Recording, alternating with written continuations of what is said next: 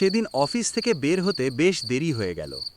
শহরের শেষ bus miss হয়ে গেল, তাই বাধ্য হয়ে নির্জন রাস্তায় একা দাঁড়িয়েছিলাম একটা পুরনো বাস স্টপে। চারপাশে অন্ধকার, কুয়াশায় ঢেকে আছে রাস্তা। দূরে শুধু একটা রাস্তার বাতি টিমটিম করে জ্বলছে। প্রথমে সব স্বাভাবিকই মনে হচ্ছিল, হঠাৎ বাতিটা নিভে গেল, আবার জ্বলে উঠল। আমি তখন খেয়াল করলাম, আলো নিভে যাওয়ার মুহূর্তে মনে হচ্ছিল আমার পাশে আরেকজন দাঁড়িয়ে আছে, কিন্তু আলো জ্বললেই চারপাশ একদম ফাঁকা। আমি ভাবলাম হয়তো চোখের ভুল হচ্ছে, কিন্তু ঘটনাটা বারবার হতে থাকলো। প্রতিবার আলো নিভে গেলে সেই অদ্ভুত ছায়াটা আরও কাছে আসছিল। আমি গলা শুকিয়ে গেলেও সাহস করে দাঁড়িয়ে রইলাম। শেষমেশ বাতি পুরোপুরি নিভে গেল, চারপাশ একদম অন্ধকার। তখনই কানে স্পষ্ট একটা কণ্ঠ ভেসে এলো। এত রাতে এখানে দাঁড়িয়ে আছো কেন?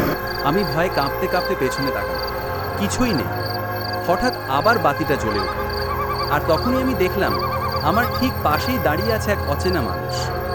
লম্বা দেহ, ফ্যাকাশে মুখ, চোখের জায়গায় ফাঁকা গর্ত। আমি চিৎকার করে দৌড় নিতে চাইছিলাম, কিন্তু পা যেন আটকে গেছে। লোকটা ধীরে ধীরে আমার দিকে ঘুরে তাকালো, তারপর হঠাৎ করে অদৃশ্য হয়ে গেল। আমি দৌড়ে রাস্তায় নেমে পড়লাম, কিন্তু আশ্চর্য, যত দূরই দৌড়াই না কেন দেখলাম আমি আবার সেই একই বাস স্টপেই দাঁড়িয়ে আছি। চারপাশে কুয়াশা, বাতিটা আবার ঝিলমিল করছে।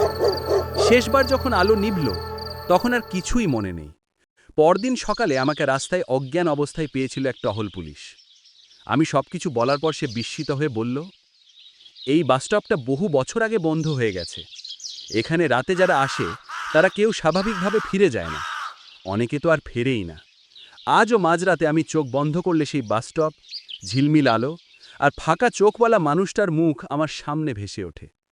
হয়তো সেদিন আমিও ফিরে আসার কথা ছিল না।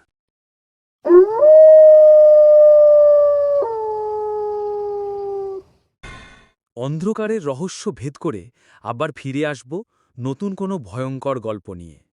ততক্ষণ আমাদের চ্যানেলটি সাবস্ক্রাইব করে আমাদের সাথেই থাকুন এবং পাশে থাকা বেল আইকনে ক্লিক করতে ভুলবেন না।